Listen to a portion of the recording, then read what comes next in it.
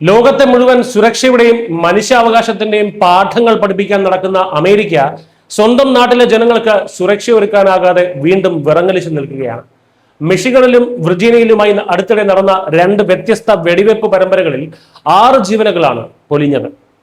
വിദ്യ അഭ്യസിക്കേണ്ട സർവകലാശാല ക്യാമ്പസുകളും സാധാരണക്കാരുടെ വീടുകളും ഒരുപോലെ ചോരക്കളമായി മാറിയതോടെ അമേരിക്കൻ സുരക്ഷാ സംവിധാനങ്ങളുടെ പൊള്ളത്തരമാണ് വീണ്ടും ലോകത്തിന് മുന്നിൽ തുറന്നു കാട്ടപ്പെട്ടിരിക്കുന്നത്.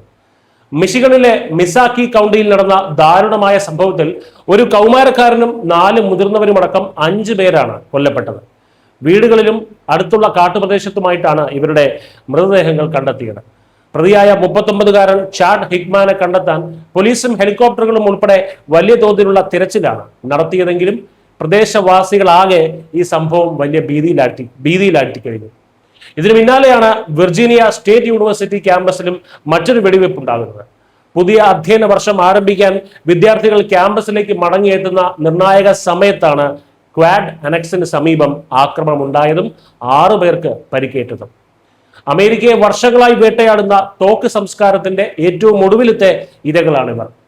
വിവരമറിഞ്ഞ് സുരക്ഷാ സേനയും പോലീസും ഉടൻ തന്നെ സ്ഥലത്തെത്തി ക്യാമ്പസിൽ ലോക്ക്ഡൌൺ പ്രഖ്യാപിക്കുകയും ഭീഷണി ഒടുവിൽ നീക്കം ചെയ്യുകയും ചെയ്തുവെങ്കിലും വിദ്യാർത്ഥികളുടെയും മാതാപിതാക്കളുടെയും ആശങ്ക ഇനിയും ഒഴിഞ്ഞിട്ടില്ല. തോക്കുകൾ സർവ്വസാധാരണമായ രാജ്യത്ത് സ്വന്തം പൗരന്മാരുടെ ജീവന് ഒരു വിലയും കൽപ്പിക്കാത്ത അവസ്ഥയാണ് നിലവിലുള്ളത്. ലോക പോലീസായി ചമയുന്ന അമേരിക്കൻ ഭരണകൂടത്തിന് സ്വന്തം രാജ്യത്തെ നഗരങ്ങളിലും ക്യാമ്പസുകളിലും സമാധാനവും സുരക്ഷയും ഉറപ്പാക്കാൻ കഴിയാത്തതിന്റെ മാനക്കേടായി വീണ്ടും മാറുകയാണ് ഈ കൂട്ടക്കുരുതികൾ. News desk Malayalam.